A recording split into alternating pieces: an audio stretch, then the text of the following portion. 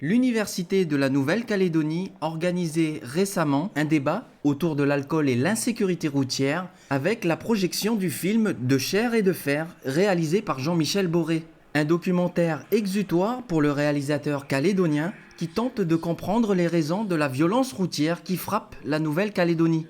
En fin 2011, je revenais de 6 mois à Montréal, où j'avais fait une formation à l'écriture de documentaires. Et au Québec, j'avais appris à regarder le monde un peu d'une façon différente. Cette semaine-là, où l'accident de Joël de Bermond s'est produit, je me rendais au festival Anuluambolo. Et c'est là que j'ai découvert le drame. Et c'est là que je me suis dit, mais je suis en train de regarder des problématiques qui se passent en Afrique, en Asie, en Amérique du Sud. Mais là, en Nouvelle-Calédonie, il y a un souci. Pour cette opération de sensibilisation, des victimes de la route sont également venues témoigner et conscientiser les jeunes comme les moins jeunes face aux comportements à risque. Objectif, éveiller les consciences avant qu'il ne soit trop tard. L'alcool est hypocrite en fait, parce que ça nous donne la joie de dépasser nos sensibilités et puis en même temps ça nous met en danger.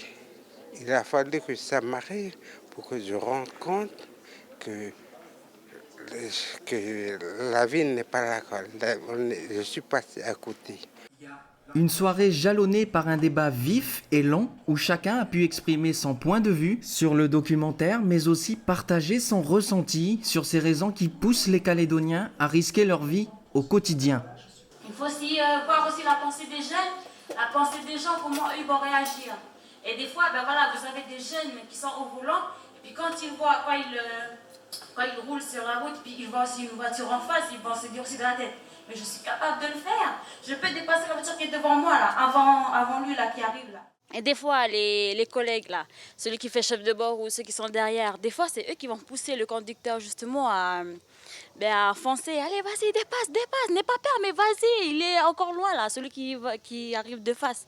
Après, du coup, quand il essaie de dépasser, sans savoir que voilà, l'autre aussi, on ne sait même pas il arrive à quelle vitesse, et du coup, après, ch'ta.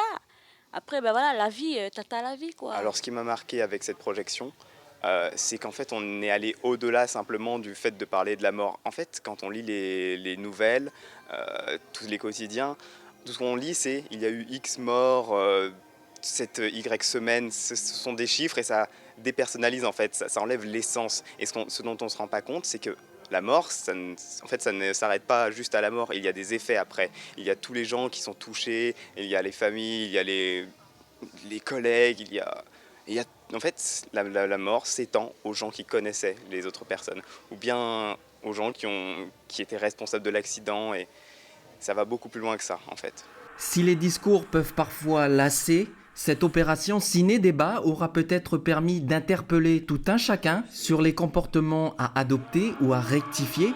Rappelons que l'année dernière, 49 personnes sont mortes sur nos routes.